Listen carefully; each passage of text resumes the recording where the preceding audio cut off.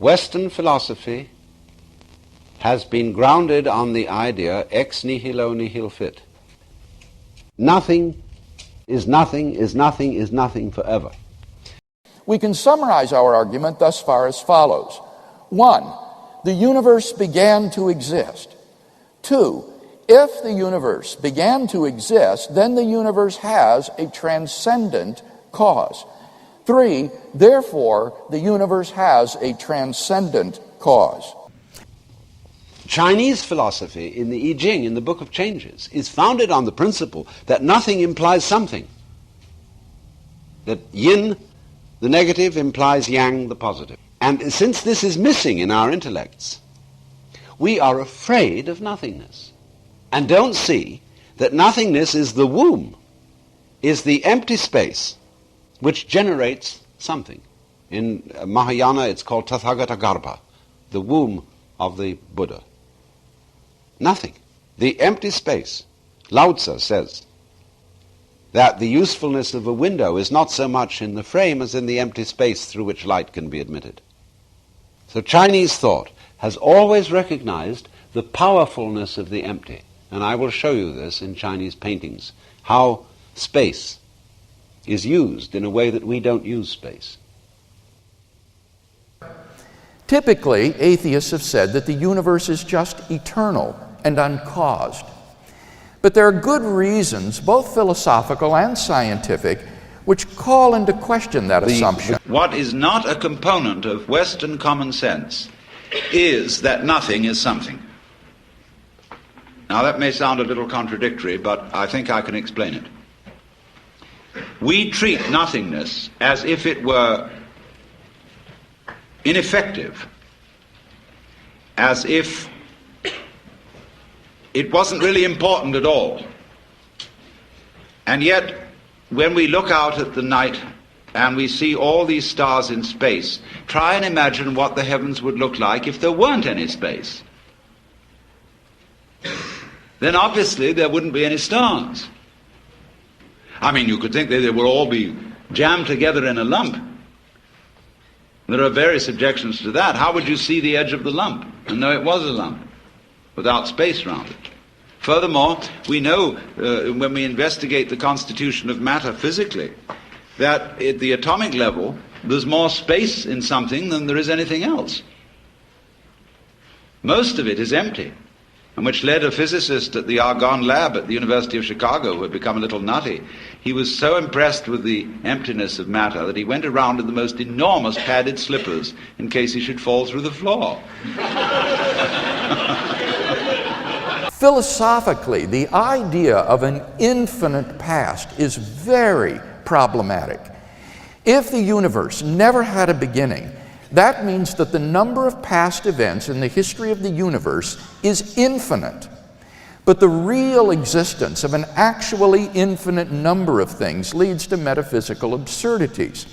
To give just one example, take the planets Jupiter and Saturn. Suppose that for every orbit that Saturn completes around the Sun, the planet Jupiter completes 2. If Saturn has completed 10 orbits, Jupiter has completed 20. If Saturn has completed 1 trillion, Jupiter has completed 2 trillion. The longer they orbit, the farther Saturn falls behind. If they continue to orbit forever, they will approach a limit at which Saturn is infinitely far behind Jupiter. But now, turn the story around. Suppose Jupiter and Saturn have been orbiting the Sun from eternity past. Now, which one will have completed the most orbits? Well, the correct mathematical answer is that the number of their orbits is identical. But that seems absurd. For the longer they orbit, the greater the disparity between them grows. So how does the number of their orbits magically become identical simply by making them orbit from eternity past? These and many other examples suggest that infinity is just an idea in your mind, not something that exists in reality. But that entails that since past events are not just ideas but are real, the number of past events must be finite. Therefore, the series of past events can't go back and back forever. Rather, the universe must have begun to exist.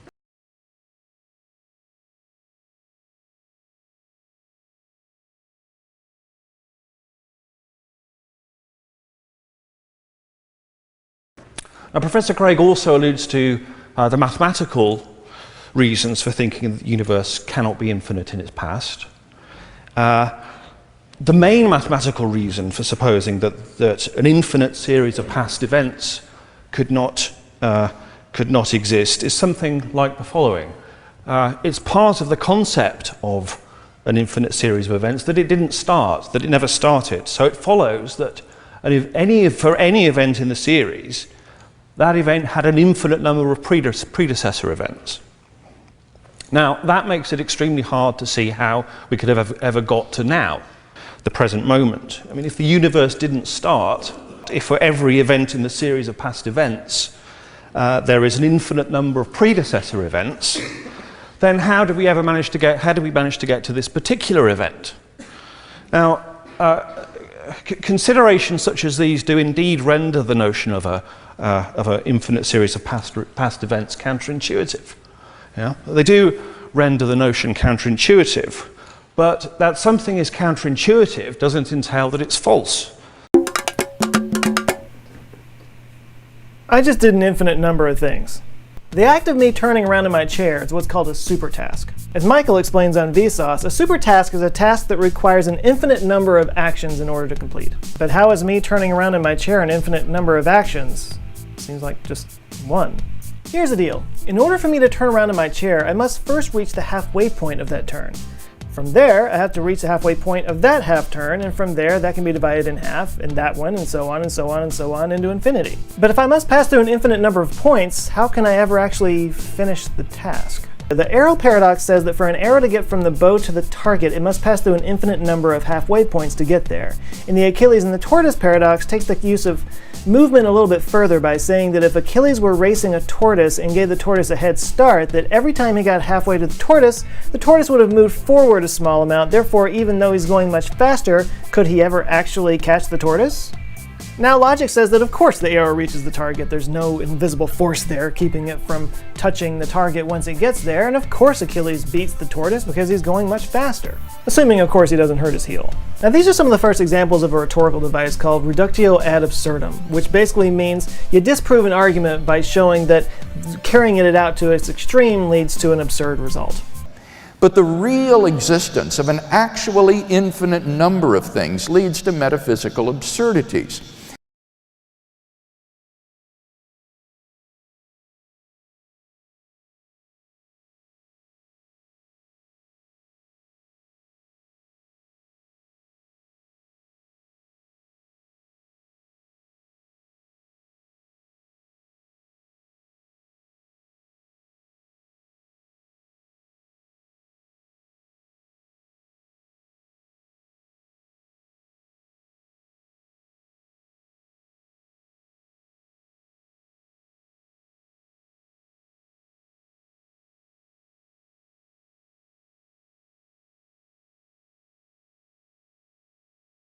And there's an idea of a limiting value to an infinite process, which is central to the idea behind calculus, which relies on infinitesimals in order to create a finite value from an infinite number of steps. Thanks, Sir Isaac Newton. But maybe the easiest answer is that you just can't divide time and space forever. Maybe there's a real physical limit to smallness. Enter Max Planck. Max Planck was one of the most substantial physicists of the early 20th century, and he came up with what he called the Planck length, which is the smallest element of space. The Planck length is insanely small. It's 1.6 times 10 to the negative 35th meters long. To give you an idea of how small that is, this is the size of a proton. In order to get to the Planck length, you have to add not 5, not 10, not 15, but 20 zeros to that. It is 100 quintillionth the size of a proton.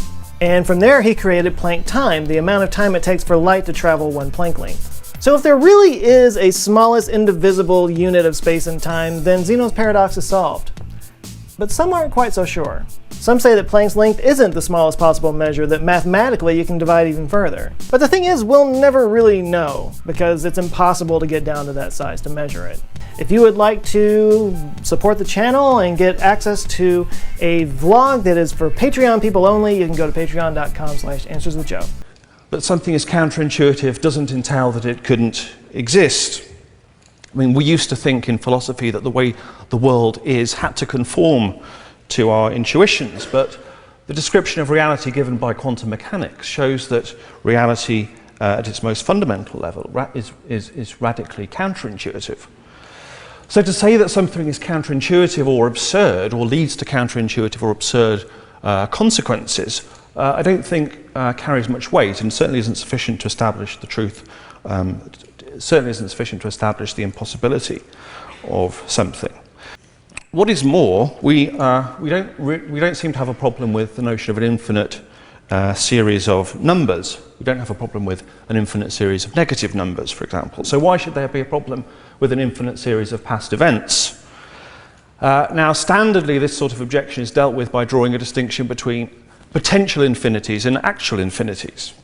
Right? So the series of negative numbers is a potential infinite, whereas an infinite series of past events is an actual infinite. But in any finite region of space, if we assume that space is real, then there will, it seems to me, be an infinite number of actual subregions within that area of space. There will be an infinite number of actual subregions, all of finite size.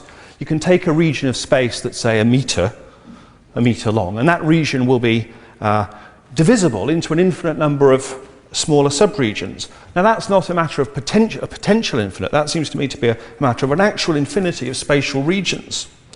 So if space is real, that actual infinity of regions is real. So I, for one, find it very hard to put my finger on any reason why there couldn't be an actual infinite series of events. There's no contradiction, it seems to me, involved in the notion of an infinite series of events. So I think, again, it's an open question as to whether or not the universe began to exist. Now, the three questions, just very briefly, are why is it now, what is it to be, and why is a human being you? Now, if you ask this question, why is it now, simplistically or naively, the answer is, well, this is as far as the universe has got, you know, whether it had a beginning or not. These events happening now have unrolled or are unrolling. This is as far as the universe has got. But this is a comparatively superficial answer for many reasons. Intuitively or centrally, this is a superficial answer because, in a sense, it's always now, or it's never not now. The future is always in the past. The future is always in the future, and the past is always in the past. Well, maybe the future is in the past as well, but we have to keep it simply. It's certainly true that any present is somebody else's future and somebody else's past. I mean, we're in some people's future and we're in some people's past, but never mind about that. Okay. Now, the point is that there's a sense in which now is timeless. There's a sense in which it's always now, where this always doesn't really pick out duration or a moment or even something that's instantaneous, but something that's utterly changeless. Now, if you are sufficiently perceptive, you can notice that it's always now. I mean, members of the public who are not trained in philosophy are actually much better at spotting, having these insights than people who've been trained in philosophy faculties.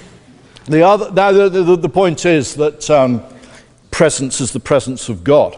Presence is the presence of God. If we understand the unchanging nature of now, the nowness of now, if we understand that thoroughly, we'll realize that it has the attributes of God. It's immaterial, it's timeless, it's a necessary condition for everything that happens in time, and so on. Second question, what is being? There's a distinction between being and beings. I mean, by beings, I mean the Sheldonian theatre, your head, the Bodleian Library, this ballpoint pen, examination scripts to mark and so on. These are beings or things that are. But by being, being as being, I don't mean another thing like that. I mean the existing that all this is doing. Ground Tillich called God the ground of being, and he was reaching out in Jakob Böhmer's philosophy, where he calls God Ungrund, the ground of underneath everything, the background, the underground. Note the theological implications of that. Or what it is for any of this to be, or the being of what is, whatever is. Now, if you understand Heidegger, or if you don't like Heidegger, if you read Parmenides, you could start at the beginning of philosophy instead of at the end, if you like. If you understand Parmenides, you'll begin to understand that the properties of being, thoroughly understood, are the properties of God. Being is largely ineffable, necessary for beings, it's infinite, it's immaterial, and so on. The ground of being is the emptiness, you see, in which everything can happen. And we think it's nothing. So form, you can see the form of my hand, see? You cannot possibly realize that form except in terms of space. Here, these V's. You say, all right, these are projections. These are outgoings. These are things. But you cannot realize unless you have the V's, the void, the ingoings between them. V for void. And the third philosophical question is, why is something you? Now, this is again a hard question to understand because we think we already have the answer. We think the answer lies in biology, physics, chemistry, evolution, so on. Now, I don't want to deny any of those very well-known facts of science. Let's suppose they're all true, even though because science has a history, it's very unlikely that it can be true. Now, once all those facts are in about you, you were born in such and such a place, you've got such and such a mind, you have such and such a mother, such and such a father, and so on. We've not begun to understand why you view the world from this human being who you are. We've not begun to understand why all the human beings who are not you are, so to speak, arranged around you, but one of the human beings is inside out or outside in, and that's its being you. We haven't begun to understand that. It certainly has no materialist or scientific explanation. It's Peter's holding up a big sign saying stop. or it's quite a small sign, but it's got very big writing on it. All right, just for this section here, folks, I'm the editor. My name's David Morales. I have been using ChatGPT for everything, and I'm going to use it again for here just to clarify the understanding between hypothetical and actual infinities. So this is what I typed into the 3.5 language model for GPT on their open source AI website. Give me a simple analogy to comprehend it. Then give me one real-world hypothetical delivered simply. And this is what it wrote. Analogy. Imagine you have a jar of marbles, and you keep adding more marbles every day. The jar can hold an infinite number of marbles because you can keep adding them forever. At any given moment, you have a finite number of marbles in the jar. This is like potential infinity. The process of adding marbles can go on indefinitely, but you're dealing with a finite number at any specific time. Now here's a real-world hypothetical. Let's say that you have a library with an infinite number of books. These books are already written and placed on the shelves. You can start from the first book and keep reading forever, and there will always be another book to read next. The library contains an actual infinity because all the books are there at once, even though you can keep reading without end. It's like having an endless supply of books to read, but they're already written and available to you. All right, back to this. Now he says, but you can have an infinite series of negative numbers. How is that any different? Well, the critical difference between numbers and events in time is the tense of the events. As Dr. Priest emphasized, there's a property of nowness or presentness. There's temporal becoming, whereas numbers just exist tenselessly, timelessly, as it were. So there is no successive synthesis to get to a certain number by enumerating them first. In fact, what it would be more like would be someone who claims to have counted down all the negative numbers ending at 0 today, -3, -2, -1. Whew, And such a task, it seems to me, is absurd, because before any number could be counted, there would always be another number that would have had to have been counted first. So the problem lies in temporal becoming. He says, but don't we have examples of actual infinites in the spatial continuum? I would say no. There's no reason whatsoever to think that space is really continuous. It can be modeled as continuous mathematically, but there's no grounds for thinking that space really is continuous in the way described. I would agree with Aristotle that a line or a distance is logically prior to any subdivisions that we make on the line, so that this is merely an infinity in potentiality, not an actuality. By contrast, an infinite past would be an infinite series of actual events of similar duration piling up without beginning, and then it really does occasion all sorts of interesting problems. Interesting comments. Well, he asks, why is it now? Now, it seems to me that that question is trivial. That's like saying, why is it here? Why is it now? Now, it has to be now. That's a trivial question.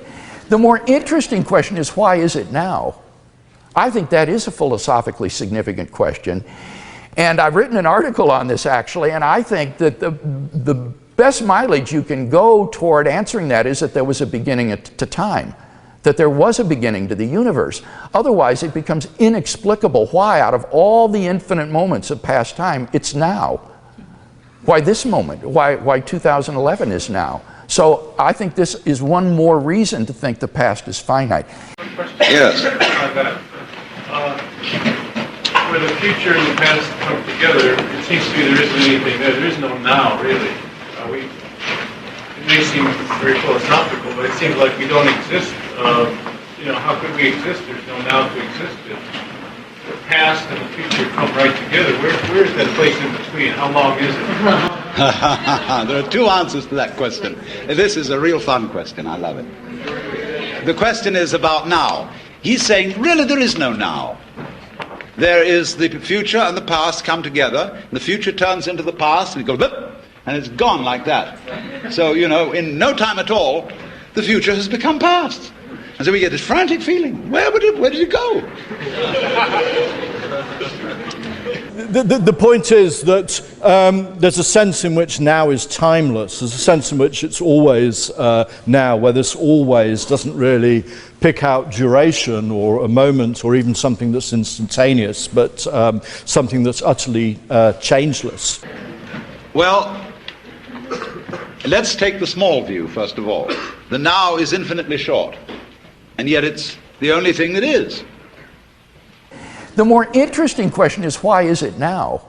Otherwise, it becomes inexplicable why, out of all the infinite moments of past time, it's now.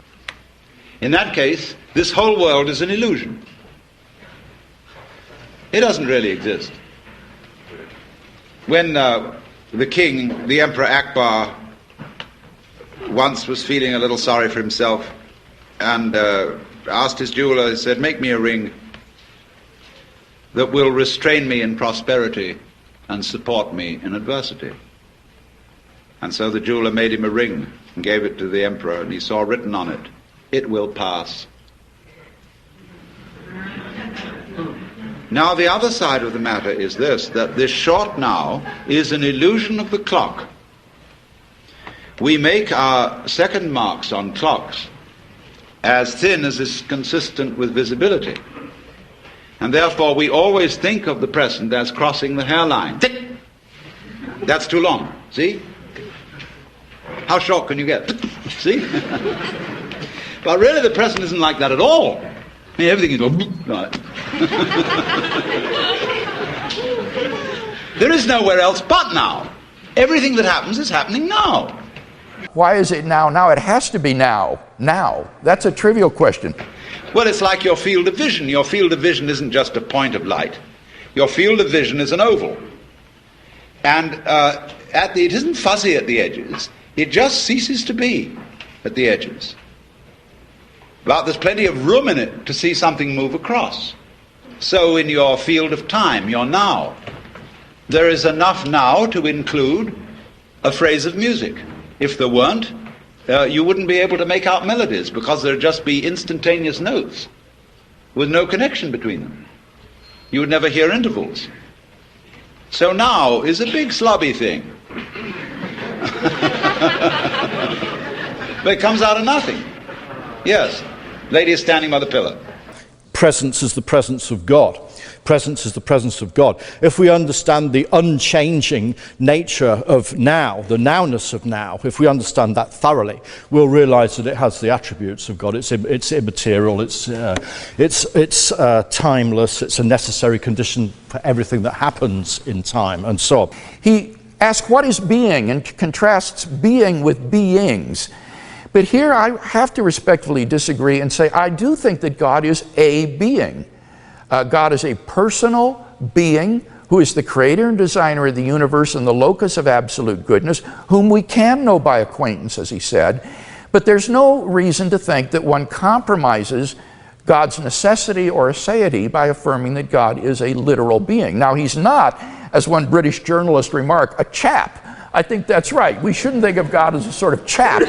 But nevertheless, he is a necessary being who is timeless, spaceless, immaterial, uncaused, perfectly good, omnipotent, omniscient, and all of the rest of these superlative attributes. And finally, he asks, why is something you? And I would take this to be equivalent to the question, why do you exist? Why is something you is the same as saying, why do you exist? And I would find the answer to that question in God's providence and purpose. He has a plan for your life. And it's important as we go through life that we not miss that purpose for which God created us. Now, Dr. King also interacts with the philosophical argument for the finitude of the past. How can we get to today if there has to be an infinite number of prior events occur first? Notice he doesn't ever answer that question. He just says that sometimes our intuitions fail. Well, sure, sometimes, but it seems to me that it's quite reasonable to go with your intuitions unless and until you have some defeater for them, some reason to think that that's not the case, and we don't have that sort of a defeater. Some of the most fascinating scientific discoveries have been made by people who called ordinary common sense in question. Like anybody can see that the earth is flat, and people know it's flat. And calling that fundamental assumption in question is really the beginning of geography. And when I think over the weirdest of all things I can think of, you know what it is? Nothing. Some intrepid atheists have asserted that the universe just popped into being without a cause. But surely that's metaphysically impossible. The whole idea of nothing is something that has bugged people for centuries, especially in the West. For such a conclusion is, in the words of philosopher of science Baron of Königseider, in head-on collision with the most successful ontological commitment in the history of science. Because we have a saying in Latin, ex nihilo nihil fit, which means that out of nothing comes nothing. Namely, the metaphysical principle that out of nothing, nothing comes. You can't, in other words, get something out of nothing. And it's occurred to me that this is a fallacy of tremendous proportions that lies at the root of all our common sense, not only in the West, but in many parts of the East as well. So, why does the universe exist instead of just nothing? Where did it come from? Instead of just nothing. There must have been a transcendent cause which brought the universe into being. And it comes up as a kind of terror of nothing, a put down on nothing, on everything to do with nothing, everything associated with nothing, such as sleep, passivity, rest, and even the feminine principle is often equated with the negative principle. Although women's lib people don't like that kind of thing, but when they get through understanding what I'm going to tell you, I don't think they'll object. Because what has struck me is that nothing, the negative, the empty, is exceedingly powerful. If space is essential to solid, it's perfectly obvious then that nothing is essential to something. If you can't have something without nothing, it means nothing is pretty powerful stuff. Because something comes out of it. Like that. It's a dogma of Western thought expressed in the Latin phrase ex nihilo nihil fit. Out of nothing comes nothing. But that's not so. Out of nothing comes something. It seems to me that it's quite reasonable to go with your intuitions unless and until you have some defeater for them, some reason to think that that's not the case. And we don't have that sort of a defeater. I would say not ex nihilo nihil fit, out of nothing comes nothing, but I would say you can't have something without nothing. I would say you can't have something without nothing. Now you would say, well, if something comes out of nothing, there must be some kind of mystery inside nothing. It must have a secret structure of some kind. I mean, there must be sort of electrical goings on. This is the trouble they have about cosmology. How could this world generate? Could it just be out of free-floating hydrogen? No, it's a much simpler idea than that. It comes out of real solid nothing.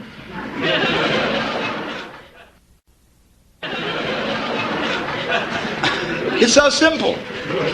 So how do we basically begin to think about the difference between something and nothing? I can say, there is a cigar in my right hand and there is no cigar in my left hand. And so we get the idea of is here and isn't or empty here.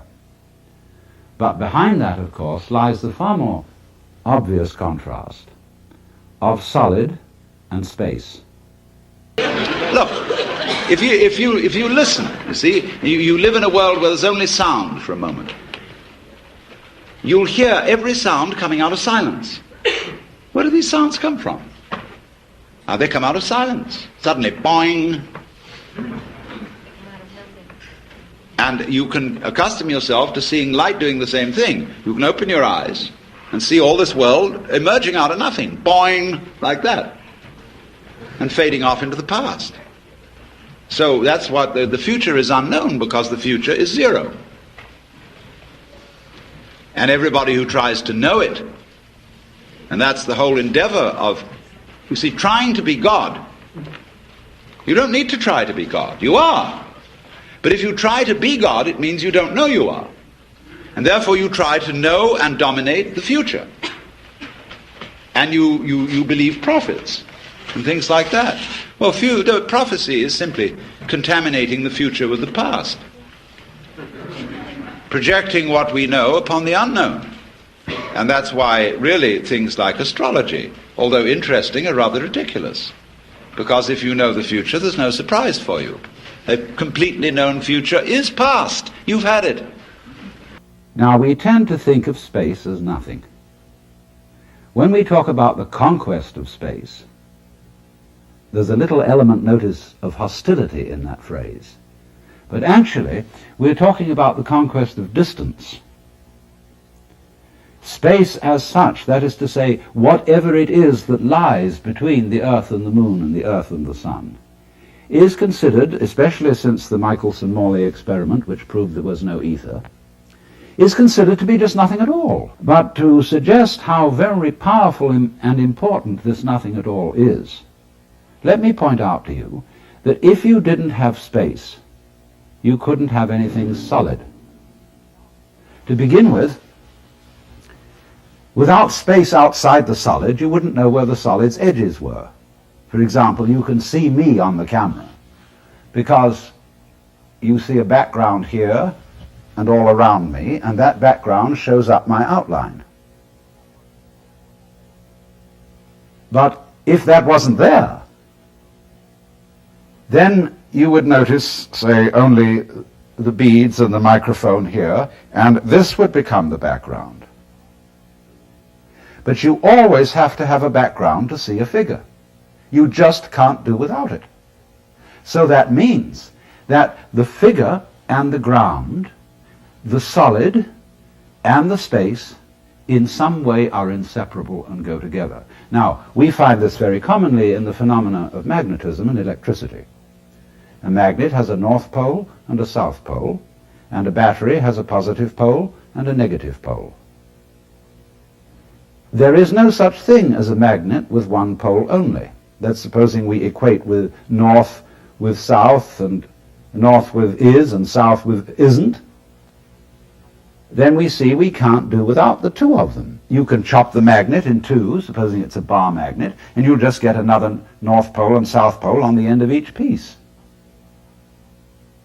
And so in the same way, a current will not flow through an electric circuit until the negative pole is connected as well as the positive. Because the current does not wait in the wire like water in a hose and then begin to flow when you, as it were, connect it with the negative pole like turning on the nozzle. There won't be any current in the wire at all until its end point, which is the negative, is established. So what this is trying to get into our basic logic is this, that there isn't a sort of fight between something and nothing. You know the famous words of Hamlet, to be or not to be, that is the question. It isn't. To be or not to be is not the question. Because, as I think I've shown, you can't have a solid without space. And therefore you can't have an is without an isn't, a something without a nothing, a figure without a background. And we can turn that right the other way round and say you can't have space without solid. Because imagine nothing but space. Space, space, space, with nothing in it at all forever. But there you are imagining it, and you're something in it. To have the whole idea of there being only space and nothing else at all is not only inconceivable but perfectly meaningless, because we always know what we mean by contrasts. We know what we mean by white in comparison with black. We know life in comparison with death. We know pleasure in comparison with pain, up in comparison with down. But you will notice of all these things that they must come into being together. You don't have first something and then nothing, or first nothing and then something. Something and nothing are two sides of the same coin. And as you know, if you take a coin and you file away the tail side of it, and you file that side of it away completely, the head side will disappear as well. So, in this sense, the positive and the negative, the something and the nothing, are inseparable. They go together. And in this way, you could say that the nothing is the force whereby the something can be manifested.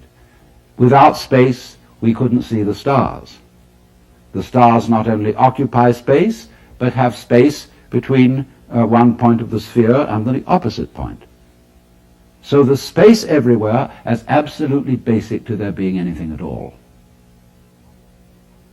Now, ordinarily, we think that what is basic to the physical world is something we call matter. And then matter has various shapes. We think of tables as made of wood. We think of pots as made of clay. But I ask you, is a tree made of wood in the same way as a table is? No, that would be stupid, isn't it? Because a tree is wood. It isn't made of wood. Wood and tree are two different names for the same thing. But there's in the back of our mind the notion, as a root of common sense, that everything in the world is made of something, made of some kind of basic stuff. And physicists, through the centuries, have, of course, wanted to know what that was. And physics began as a quest to discover the basic stuff out of which the world is made. And with all our advances in physics, we've never found it. What we have found is not stuff, but form. We have found shapes. We have found structures. Because when you turn up the microscope and you look at things where you thought there was some sort of stuff, you find instead form, pattern, structure. You find the shapes of crystals. And you go in beyond the shapes of crystals and you find molecules. And you go in beyond molecules and you find atoms. And you go in beyond atoms and you find electrons and positrons, between which there are vast spaces. And we can't make up our minds as to these electrons, whether they're waves or whether they're particles, and so we call them wavicles. But they're very tiny. And if you want to ask what stuff are electrons made of, we might be able to make a further analysis, but what we will come up with will never be stuff. It will always be a pattern, a moving pattern, which can be described and measured, but we never get to any stuff for the simple reason that there isn't any. You see, what stuff is, actually, is when you see something unclearly or out of focus, it becomes fuzzy. You know, we say stuffing in something like kapok in a cushion, or stuff like clay, because when we look at it with the naked eye, it looks just like goo. We can't make out any significant shape to it. But then when you put it under the microscope, you suddenly see shapes. It comes into clear focus as shape. And you can go on and on and on, looking into the nature of the world, and you will never find anything except form.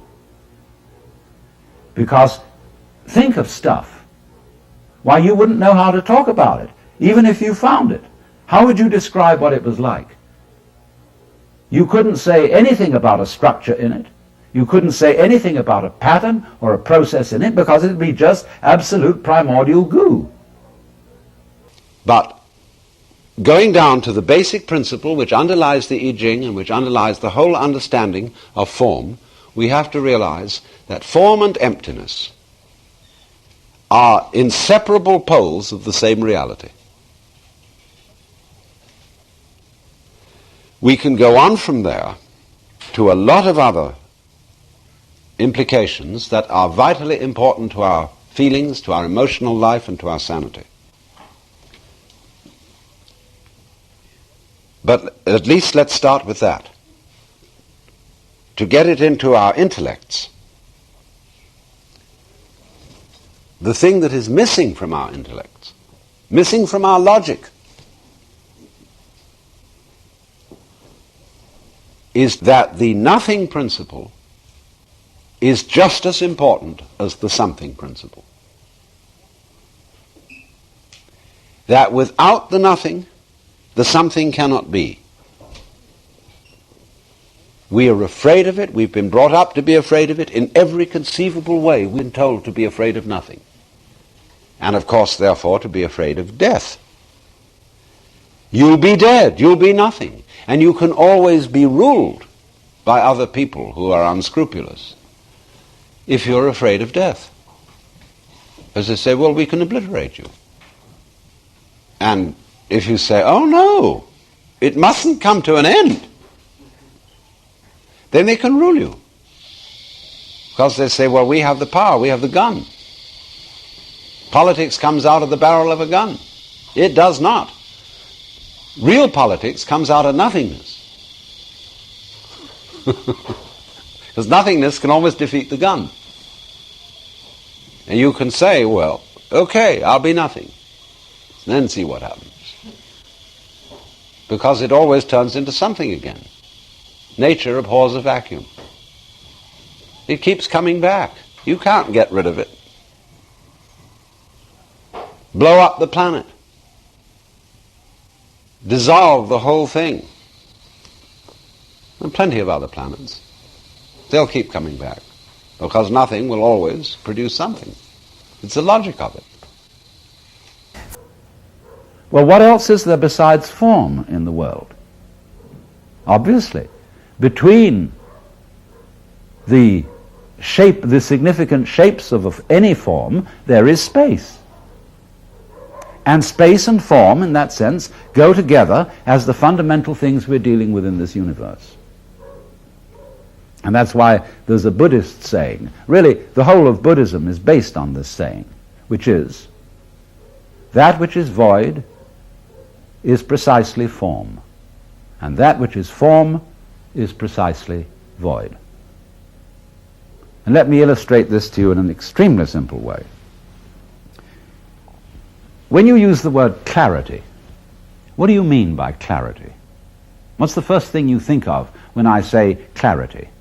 Well, it might be a perfectly polished lens or mirror, or a clear day when there's no smog and the air is perfectly transparent, like space. Now, what's the next thing you think of? Clarity. The next thing you think of is form in clear focus, all the details articulate and perfect. So the one word clarity suggests to you these two apparently completely opposite things. The clarity of the lens or the mirror and the clarity of articulate form. And it is in this sense, then, you see, that the Buddhists say form is void, void is form. Or we could put it in another way. Instead of saying is, we could say implies. Or the word that I invented, goes with, spelled all in one. Like a front goes with a back, a male goes with a female, and so on. So form always goes with void. And there really isn't in this whole universe any stuff. Form, indeed, is inseparable from the idea of energy. And frisky form, especially when it's moving in a very circumscribed area, appears to us as solid. In the same way, for example, when you spin an electric fan, the empty spaces between the blades sort of disappear into a blur, and you can't push a pencil, much less your finger, through the fan. So in the same way, you can't push your finger through the floor, because the floor's going too fast. But basically, what you have down there is nothing except nothing and form in motion. I know there was a physicist at the University of Chicago. He was rather crazy, like some scientists. And this impressed him so much, the insolidity, the instability of the physical world, that he used to go around in enormous padded slippers, for fear he should fall through the floor. But here it is, this common sense notion that the world is made of some kind of stuff is shown to be a nonsense idea in the back of our minds. It isn't there at all, but instead form and emptiness.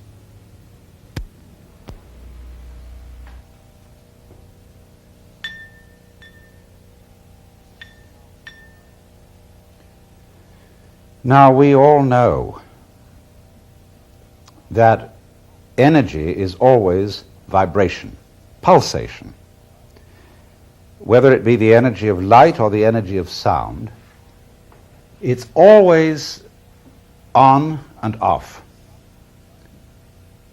And in the case of light, say you get very fast light, very strong light, even say with alternating current, you don't notice the discontinuity because your retina retains the impression of the on pulse. And so that carries over during the off pulse, and you don't notice the off pulse except in a slow light like an arc lamp. And it's exactly the same thing with sound. When you hear a high note that goes, "Ooh,"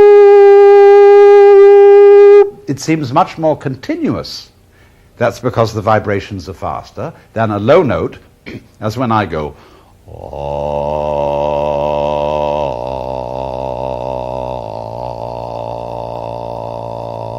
now, in that, you can hear a kind of graininess.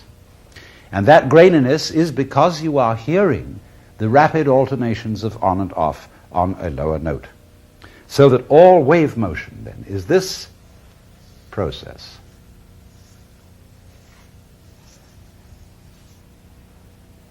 And it's curious, isn't it? When we think of waves and talk about waves, we think about the crests. We think about this point. And we say, that is waves. And that is because the crests stand out from the underlying uniform bed of water, which is relatively solid in comparison with the space above, so that these crests are perceived as the things, the forms, the waves. But isn't it obvious that you cannot have the ups without the downs? You could call, you see, you get this dividing line here between above and below. Now, isn't it obvious, first of all, you cannot have the emphasis called a crest, the concave, without the de-emphasis or convex called the trough. They necessarily go with one another. So as to have anything standing out, there must be, as it were, something standing down or standing back. So in this way, we must realize that if you had this part alone, the up part, that would not excite your senses in any way because there would be no contrast.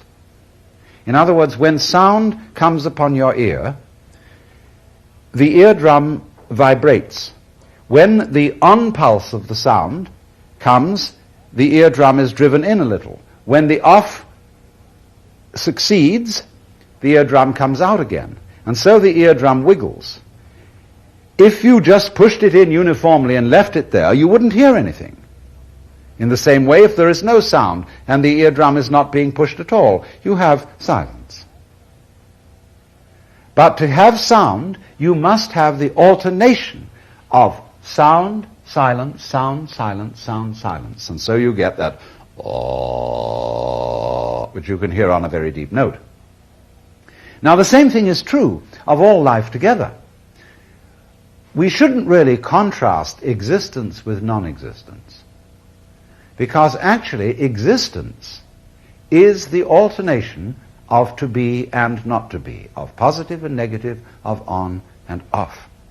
So you could say existence is eternal if we are to consider existence as this alternation of now you see it, now you don't, now you see it, now you don't, now you see it, now you don't. It is that contrast that presents the sensation of there being anything at all. Now, in light and sound, these waves are extraordinarily rapid so that we don't hear the interval between them. But there are other circumstances in which the waves are extraordinarily slow, as in the alternation of day and night, light and darkness, and the much vaster alternations of life and death, of the great slow cycles of the world. But these alternations are just as necessary to the being of the universe as in the very fast motions where we get it in light and in sound and in the sense of solid contact, where it's going so rapidly that we notice the continuity, or the is side, and we ignore the intervention of the isn't side. But it's there just the same, just as there are vast spaces within the very heart of the atom.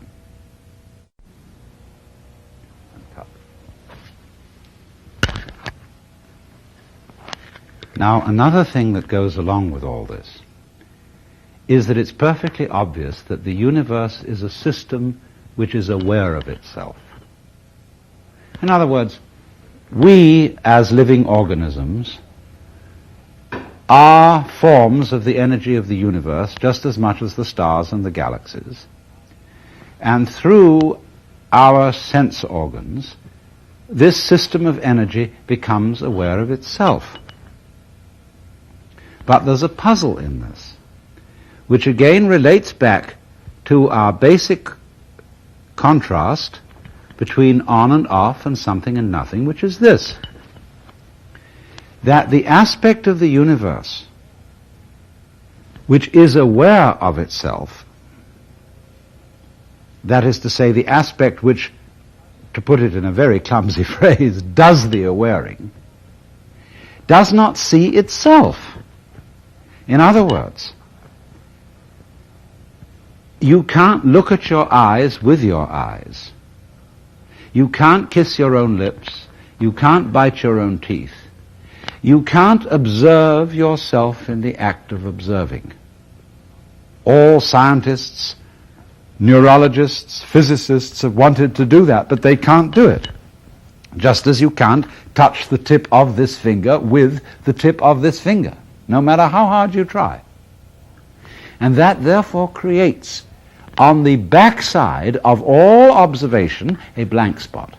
Just for example, as behind your eyes, from the point of view of your eyes, however you look around, there is blankness behind them. That's the unknown. That's the part of the universe, in other words, which does not see itself because it is seeing. And so we always get this division of experience into one half known, one half unknown. We would like, of course, it would be fascinating if we could know the always unknown. But if we say, examine the brain and the structure of the nerves behind the eyes, we're always looking at somebody else's brain out there. We're never looking at our own brain at the same time as we're investigating somebody else's brain. So there always remains this blank side of experience. Now what I'm suggesting to you is this, that the blank side of experience has the same relationship to the conscious side as the off principle of vibration has to the on principle. Do you see that? There's a fundamental division. The Chinese call them the positive side, the yang, and the negative side, the yin. That corresponds to the idea of one in our language and zero. All numbers can be made of 1 and 0. That's called binary arithmetic, which is used for computers. And so it's all made up of off and on, and therefore equally of conscious and unconscious. But the unconscious is, so to say, the part of experience which is doing consciousness, just as the trough manifests the wave, the space manifests the solid, the background manifests the figure. And so all that side of life which you call unconscious, unknown, impenetrable, is unconscious and is unknown and is impenetrable because it's really you. In other words, the deepest you is the nothing side, is the side which you don't know. So in this sense, don't be afraid of nothing. I could make a joke and say there's nothing in nothing to be afraid of. But people in our culture are terrified of nothing. They're terrified of death. They are uneasy about sleep because they think it's a waste of time. And they have a lurking fear in the back of their minds that all this universe is eventually going to run down and end in nothing. And it will all be forgotten, buried and dead. But this is a completely unreasonable fear, because it is just precisely this nothing which is always the source of something. Think of it once again in the image of clarity. We say crystal clear. Nothing is what brings something into focus. And this nothingness, symbolized by the crystal, is your own eyeball, your own consciousness, and the clear space in which all the stars have freedom to be seen.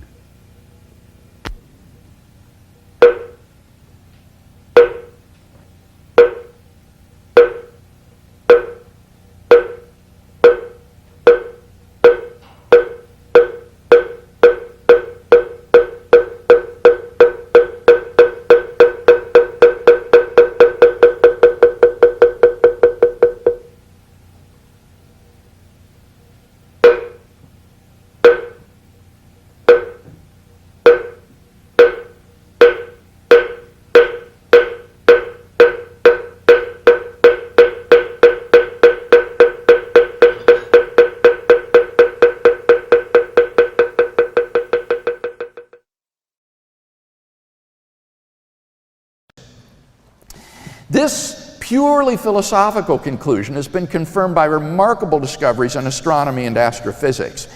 We now have pretty strong evidence that the universe is not eternal in the past, but had an absolute beginning a finite time ago. In 2003, Arvind Borde, Alan Guth, and Alexander Vilenkin were able to prove that any universe, which is on average in a state of cosmic expansion throughout its history, cannot be infinite in the past, but must have a past space-time boundary. What makes their proof so powerful is that it holds regardless of the physical description of the early universe.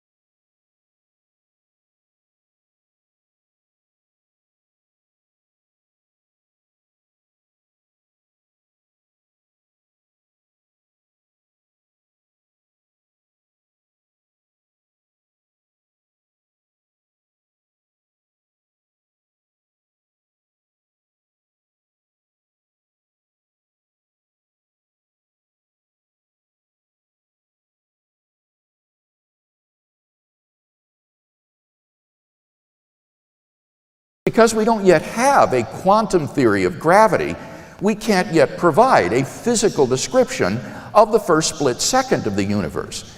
But the Borde-Guth-Vilenkin theorem is independent of any physical description of that moment. Their theorem implies that the quantum vacuum state of the early universe, which some scientific popularizers have misleadingly and inaccurately referred to as nothing, cannot be eternal in the past, but must have had an absolute beginning. So I'd like to say something first of all about the crux of Professor Craig's version of the cosmological argument, namely the second premise of the argument that the universe began to exist. Now, citing the Hawking-Penrose singularity theorems, Professor Craig presents this second premise as an established scientific fact. Now, it's true that most cosmologists believe that our universe began to exist at the moment of the Big Bang.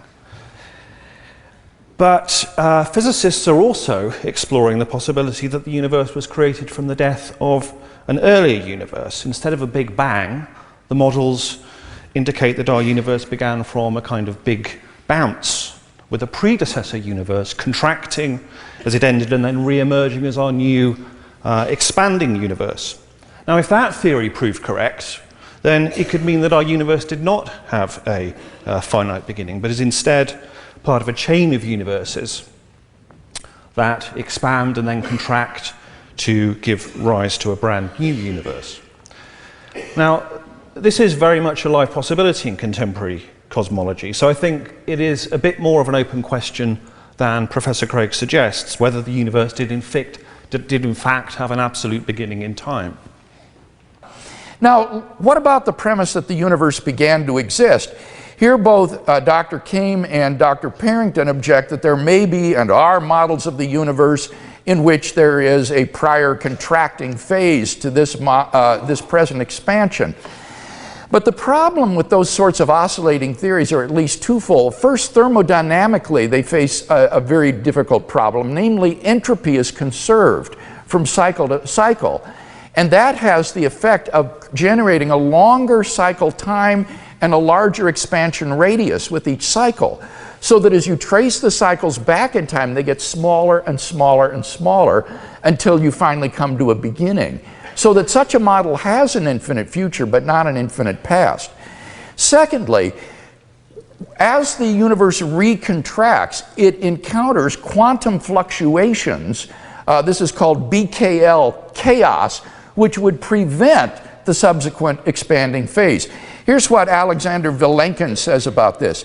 He says, you can avoid the theorem by postulating the universe was contracting prior to some time. This sounds as if there is nothing wrong with having contraction prior to expansion. But the problem is that a contracting universe is highly unstable. Small perturbations would cause it to develop all sorts of messy singularities, so it would never make it to the expanding phase.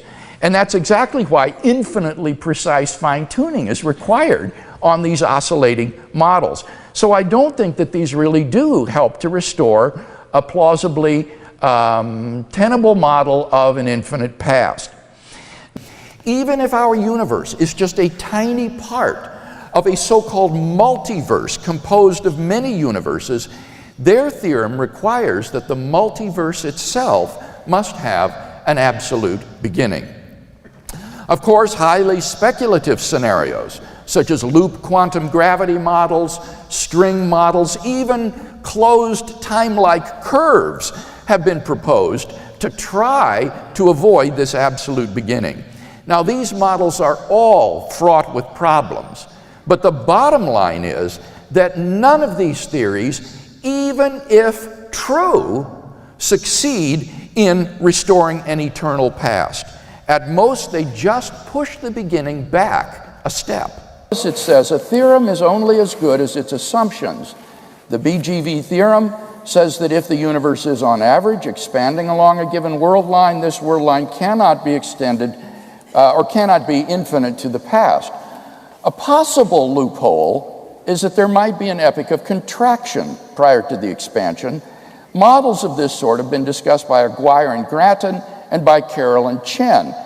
Now, the thing is, Lawrence, that in the very paper that I quoted from Alex Vilenkin last April, he shows specifically by name that the Aguirre and Grattan model and the Carroll and Chen model don't work. No, he said you have to make an assumption about entropy. You have to make an assumption about the evolution of entropy at the point of minimum size. So you have to make an assumption, which he would argue that they don't have any rationale for. That's not the same as saying that they're wrong. Well, yes, it is. He argues that all of the evidence shows that the universe had a beginning, and that in these I would agree models, all the evidence shows. Let's accept that fact. All the evidence suggests our universe had a beginning. But we don't know. That's what I keep telling you. Knowing and suspecting are two vastly different things. I'm never saying that this is known with certainty. This is a mischaracterization on your part. What I argue is that the premise is more probably true than false. And actually, you agree with me on that the universe began to exist. But I want to focus it's likely that the universe began on to this exist. claim that I've somehow misrepresented. Well, but the key line is the last one. That the theorem breaks down to the point when it really matters. One at a time. There's more here, because I noticed that at the end of this paragraph, where the Carroll-Chan and Aguirre-Grattan models are mentioned, that he specifically shows... Because it was technical. He talked about the fact that you Lawrence, hang on a second, just let Bill finish. He specifically shows that these models cannot be past eternal, and that they involve, therefore, a beginning of the universe, Bill, just like the others. You could do the math if you want. I'd love you to do it. Now wait. I couldn't help notice, although it's down from the screen now, that there was a series of ellipsis points following the paragraph. Yeah, because it was technical, and I thought it was, I wonder what you've deleted from the original letter. No, wait. I just told you. No, wait. Yeah, but you didn't. I just told you. He says that you assume a minimum of entropy at the lowest point, for which there's no rationalization in the papers and within the context of the model given, and therefore he finds them unpleasant. Could it have been something like this? You can evade the theorem by postulating that the universe was contracting prior to some time. This sounds as if there's nothing wrong with having a contraction prior to expansion. But the problem is that a contracting universe is highly unstable. Small perturbations would cause it to develop all sorts of messy singularities, so that it would never make it to the expanding phase. In this paper, that's absolutely right. There are many assumptions about entropy and uniformity that make those models look artificial. But it's but that's different than saying they're wrong, especially if the minimum occurs at a point where quantum effects are important and the whole classical theory goes out the window. That's the key point. Quantum mechanics, we don't have a theory of quantum gravity. Quantum gravity is required to understand the universe at t equals 0. Until we do, it's unknown. Isn't it true that the only viable quantum gravity models on order today involve a beginning, have a finite past? No. Can you give us one then? Well, it depends what you mean. There are viable models of a multiverse in which the multiverse is eternal. There are conformally, in fact, I noticed you were maybe, at one point you quoted, no, you didn't now, but I was prepared to jump on you in case you did. Roger Penrose. Right. And there's classically conformal theories that in fact involve a cyclical universe, and they're perfectly consistent at this point. But none of them, the point is all of them have flaws because none of them are a true quantum theory of gravity. So all of them are open to question. In my experience in science, all of them are probably wrong. Because if most theories are wrong, which is why it's hard. Right. Okay. Right. And so I always bet. In fact, I bet the Higgs wouldn't exist because most simple theories are wrong. You bet against it. Yeah. Because it just seemed too simple and slimy. But on the other hand, the difference is, while I thought it was ugly, it exists. So I've changed my mind. And in fact, I wrote a paper that showed that fine-tuning that you talk about is natural in the context of the models once you add a Higgs. So I actually explained the fine-tuning just last week. But then the inevitable question arises. Why did the universe come into being? What brought the universe into existence? Some intrepid atheists have asserted that the universe just popped into being without a cause. But surely that's metaphysically impossible. For such a conclusion is, in the words of philosopher of science Baron of Königseider, in head-on collision with the most successful ontological commitment in the history of science, namely the metaphysical principle that out of nothing, nothing comes. I admire the clarity of argument, the pure intelligence, the honesty, and the rigor with which the philosophy has been done this evening. But if we really did have spiritual lives, we wouldn't need to be arguing for and against the existence of God. If we lived in the presence of God, if we knew beyond the shadow of doubt through direct acquaintance that God is all around us and pervades us, and in a fundamental way, there's nothing but God and creation, we wouldn't need to engage in philosophical arguments for and against the existence of a being. That's what I mean by spirituality making philosophy redundant.